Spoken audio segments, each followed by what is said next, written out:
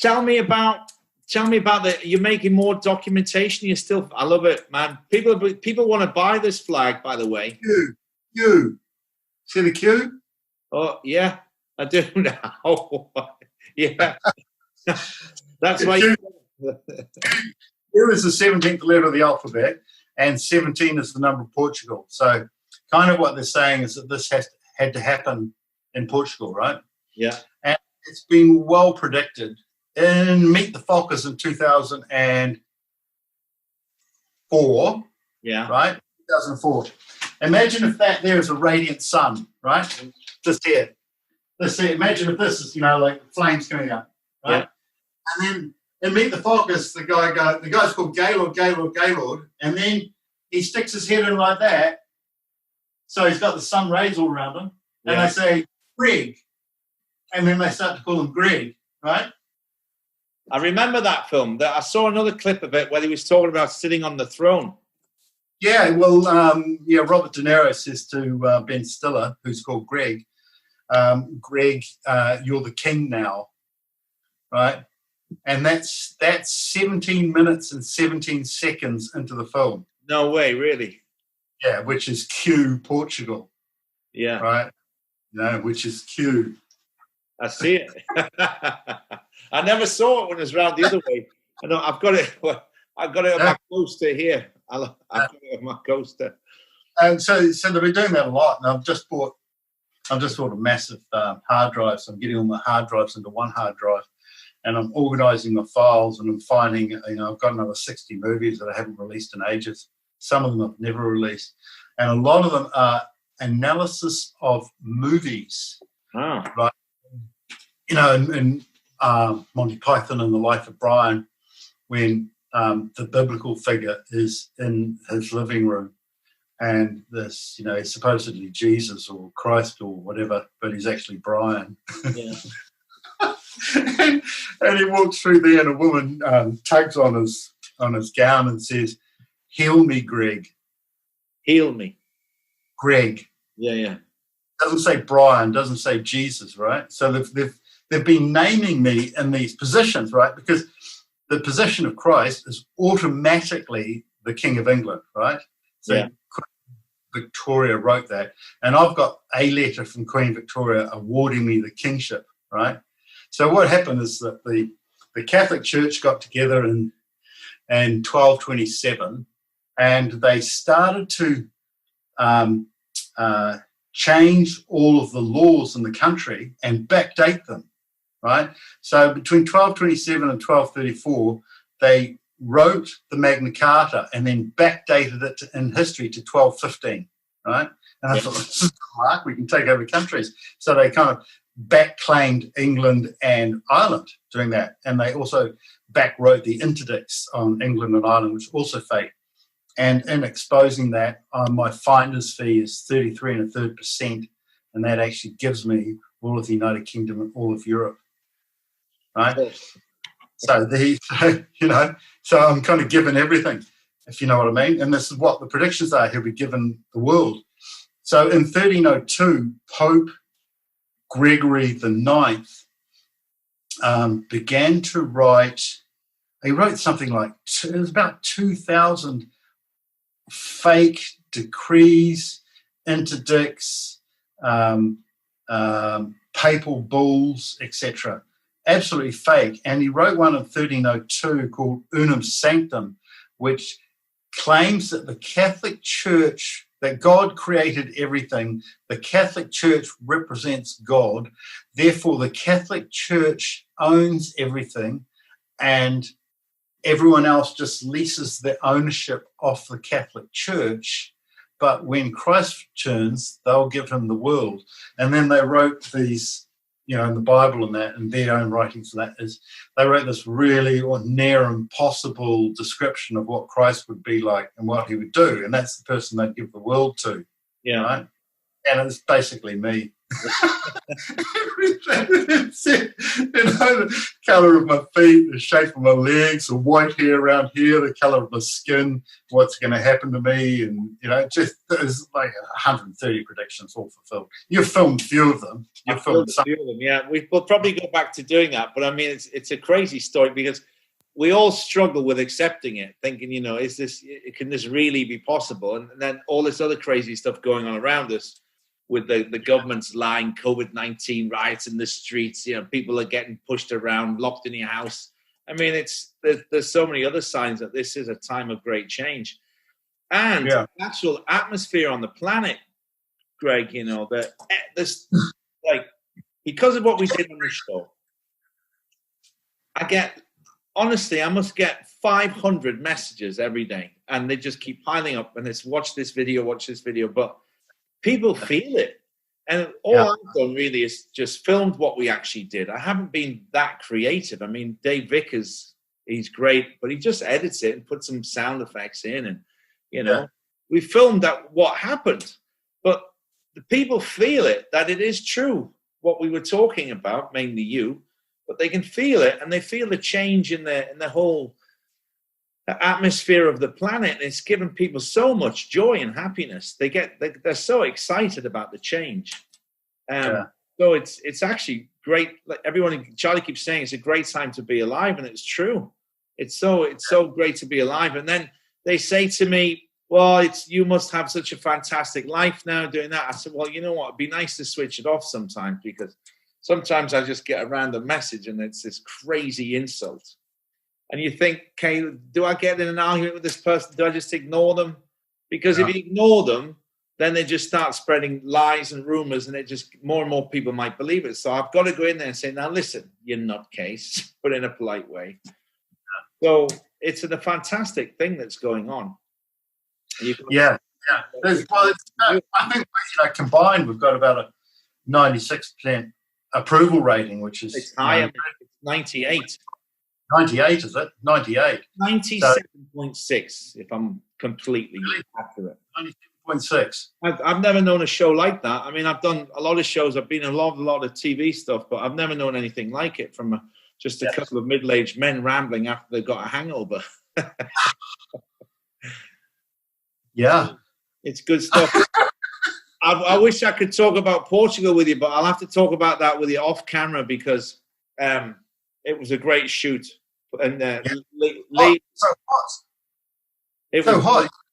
42 degrees down there, I reckon. 42. About that. 30, definitely in the high 30s. When we were driving back, we went back to Seville, and I noticed on my car, it was telling me the temperature, and the guys were sort of dozing a bit. So I opened up the windows. It was 44.5. It was like when we're doing 80, 90 miles an hour on the way back, it's like being hit with a giant hairdryer and you put the windows down.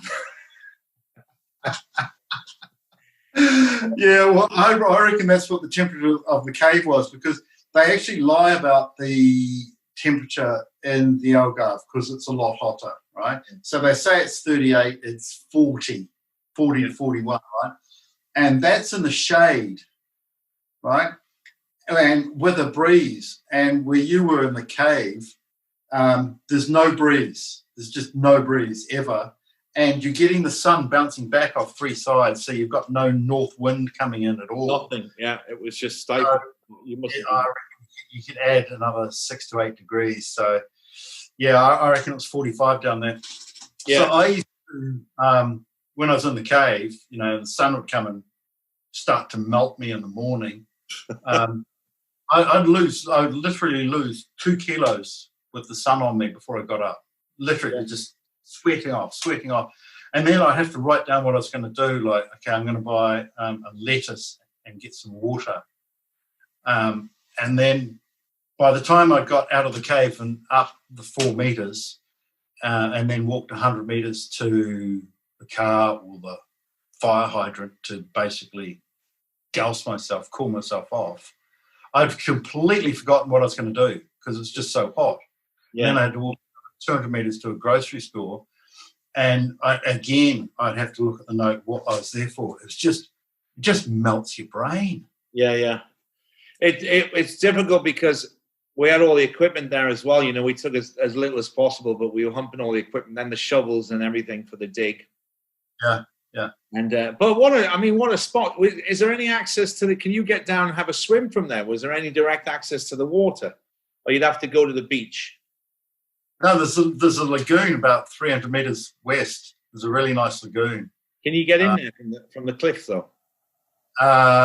No, you got to kind of rope down. There's a big cave under there, so I swam around and swam into the cave and checked it out. And when the storm comes and the water blows in, the caves are all hollow, so you can hear the caves hitting from behind you in the cliff face. Right. Sound comes out through the holes in the cliffs. Right. Yeah, we saw those on the drone when we got the drone up, so it was a cracking place. Yeah. You see how much it kind of looks like ancient Jerusalem, the whole cliff face there. You know, it was a strange landscape. I haven't seen anything quite like it because it's a very distinctive color. It's a sandstone color. And then I saw the black sheep you were talking about, the rams. Yeah. They were there. But it's a very interesting spot. And I don't get why that bush just grows all in front of the cave. It's exactly the same width. Yeah. I couldn't figure out where it's got the water from and why that's the only thing that's living there. That's very strange, that. And it's the biggest moita or heather, for miles and miles and miles, maybe along that whole coastline. Yeah, I couldn't see anything, and it kind of camouflages it because you can't see it from an angle, and you've got to come round to the front and see it square on to understand it. It's well hidden. It's well hidden, and it did me well as well. So, and the other thing is that there's energy coming out of the cave that you can't see unless you lie down there at about 11:15 and 2:45 in the afternoon. And there's light, like photons of light coming out of the cave. Yeah. And the insects come in and eat the light, and they just stay there, hovering, like insects do. Yeah. And the small insects and big insects, and they don't eat each other when normally they would, and they're just eating this light shooting out of the cave. Huh. And all of those, it's just a hugely primitive landscape. So in the drone shots, you would have seen a lot of spheres, like half spheres cut out of the cliff face everywhere. Yeah, I was looking at them today, actually. I was editing with Dave, going through the plasma arcing. I'll talk about that in the episode as well. If people want to go back and experiment and explore further that with the plasma arcing concept, we'll give them the link for that expert. Because it's certainly, you could see there were these, it's just strange. And plasma arcing. I think that's about it, Greg, for the time being. We'll talk to you in a few days. I need to give you a call privately to talk about some of the points I need to make. Just for the technical sides of things for the edit. But until then, are you planning on going back to court? Have you got more papers to lodge? You probably have you? Yeah, I'm just giving you a brief on the Magna Carta one, and that's my ancestor, King John the First, or King John, and he hasn't. He never signed it, He didn't. And no, he didn't sign it. He didn't stamp it. And he didn't seal it. He never saw it in his lifetime. So it's totally manufactured. And the repercussions of this are just enormous because the American Constitution includes Magna Carta. So I offered to Trump to rewrite the American Constitution because the Magna Carta was incorrect. It wasn't there. It was manufactured by the Catholic Church as a takeover of the English crown. So it might not be that I rewrite the American Constitution, but I've got the, mark of Prince Regent Duke Governor of North America, so titular Prince Duke Governor. I really I need to expose concretely how much the Magna Carta is a total fraud, and then also rewrite the Magna Carta, which is really just a common law document on what common law is. Yeah. And it's all they've done a double jeopardy thing with Catholic churches. They've given me the world, and then they've given me their fake documents, which I can then rewrite and make a hero of myself. You know what I mean? Magna Carta is fake, done by the Pope. The Pope stole the world. I've exposed that. My finder's fee is a third over 800 years. So a third times 800 is the entire planet many times over. Yeah, you totally got that. That's another thing. People are worried that you're going to be some great big dictator conqueror. So he's not interested in that. You just want to get people back and having an easy, good life, really. Because you just got to jump through so many hoops to do anything, and we just want to go about our business, which is living, being happy, eating, bit of work, tell a joke. Yeah, have a pint. Have some kids, and then they're all just they're just taking all of those simple things that make life worth living. They're just taking them all off us, like drink fresh water, breathe fresh air, clean air, and grow a veggie garden. And they're just trying to make all that stuff illegal. Tell a joke, that's illegal. It might be inappropriate. Tell a joke. Yeah. If you're not too sensitive, I'll make you laugh. No, thanks. No. We couldn't possibly do that, Have you been over to the local pub now and had a pint now that they're open again? I did. I went last week. I went last week. I think it was Thursday, and had a pint. And I had to, had to get through 3 staff standing at the doorway pointing to the hand cleaner. Yeah. So they got masks on, they're pointing to the hand cleaner, And then there's another staff at serving beer, and I said, "Can I have some of that?" And they said, "Oh, no, there's none of that." "Can I have some of that?" No, that's empty too. "Can I have some of that?" "Okay." And it's just so slow. And then there's arrows you got to walk down, right? You got to walk one direction.